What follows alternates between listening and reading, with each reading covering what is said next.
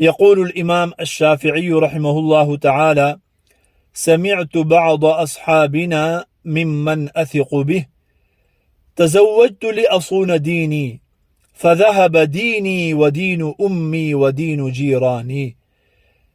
امام شافعی رحمۃ اللہ علیہ فرماتے ہیں کہ میں نے اپنے ایک قابل اعتماد دوست کو یہ کہتے ہوئے سنا کہ میں نے شادی کی تھی اس لیے تاکہ میرا دین محفوظ ہو جائے، یہ مقصد تھا میری شادی کرنے کا، مگر میرا دین تو کیا محفوظ ہوتا، شادی کرنے کے بعد میرا جو بچا کچا دین تھا، جو کمزور دین تھا، اس سے بھی ہاتھ دھو بیٹھا، وہ بھی گیا، میری والدہ کا دین بھی گیا، میرے پڑوسیوں کا دین بھی گیا۔